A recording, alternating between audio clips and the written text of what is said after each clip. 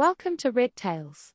This time around we're going to head over to r/ProRevenge for a tale of cheating, stealing and 8.5 pounds of revenge. Let's get into it. My £8.50 revenge on my cheating, thieving ex. When I was at uni, I started dating this guy. At first, he was wonderful.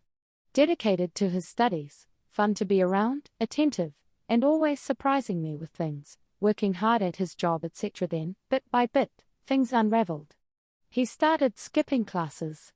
Then he barely bothered to go at all. Worse still, he never helped around the house. Never washed up, cleaned up, did laundry, nothing. He was even fired from his job for too many no-shows. All he wanted to do was sit at home and play Xbox or browse the message boards and forums. This was in the days before social media, when dinosaurs roamed the earth. This left me having to pick up extra shifts, sometimes double and triple shifts, all while going to class and studying. I later learned that this was a pattern for him. He'd be really dedicated to whatever he set his heart on, but then get bored, and fall back into old bad habits. Then he'd find a new passion and rinse and repeat. I knew I should have ended the relationship much sooner, but I held out hope that he would snap out of it, that maybe it was just exam stress getting to him. I desperately wanted things to go back to how they were. But it was not meant to be. I caught him cheating and threw him out. I was so stressed with everything that it wasn't until the next day that our joint savings account crossed my mind. There was a little over £5,000 in there, and bar a few hundred from him, the rest was money I had saved. I checked the account, and it was all gone. My ex had cleaned out the account and moved into a new flat with his side chick. I called the bank. There was nothing they could do. He was authorized on the account. I contacted the police. They told me there was nothing they could do since it was a joint account, so nothing criminal had happened. They suggested taking it to civil court, but said I'd probably spend more money than I got back in legal fees, so it likely wasn't worth it. My ex had stolen £5,000 and there was nothing I could do about it. I felt like such an idiot. I got even angrier when I saw his posts on various forums boasting about his new game consoles, new games, new TVs and gadgets. All bought with my money. I'm not usually a vengeful person. Petty on occasion, sure, but I've never wanted to exact revenge as much as I did right then. And I knew just how to do it. While I was a student, I temped every summer to help pay for my studies. One such job had been for a debt collection agency.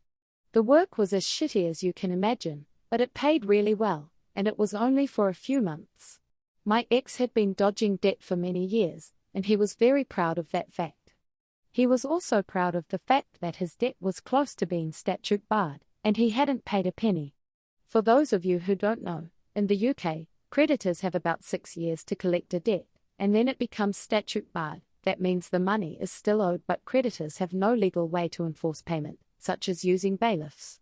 My ex was a few months away from reaching statute barred status. However, what a lot of people don't know is that making a payment on that debt resets the clock. If you pay any amount, then that 6 years starts from scratch. Previously, I had used my insider knowledge to help him dodge the debt. Now, I would use it to hit him where it hurt. By the end of our relationship, I was handling everything, including his debts. I had the paperwork, so I knew who he owed and how much. I called his creditors up. I was honest and said I was a friend calling to make a payment on his behalf. I didn't pretend to be him because that would be a big legal no-no. They weren't allowed to disclose any details, but they were able to take payment. I paid the minimum I could on each debt, about £1 on most. But one had a minimum payment of £1.50. It was the best £8.50 I have ever spent. I also made sure to give them his new address and contact details, as well as his parents' address. Having worked in the biz, I knew they wouldn't change the address since I wasn't the account holder, but they would note it.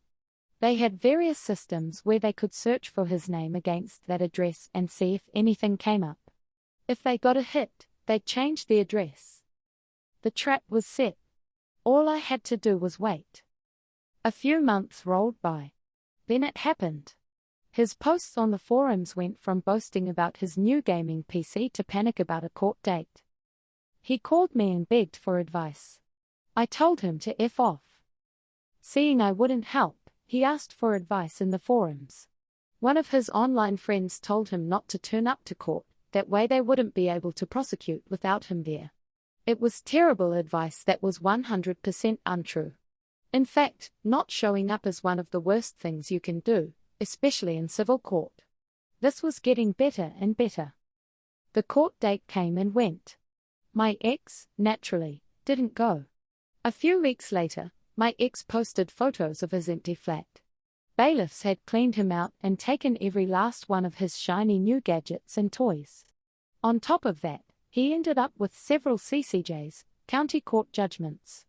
These are a big deal and can seriously damage your credit history, making it hard to get bank accounts outside of basic ones, near impossible to get credit, including getting a mortgage, and it can also make it hard to rent a place since many landlords don't like renting to people with CCJs as they're considered high risk.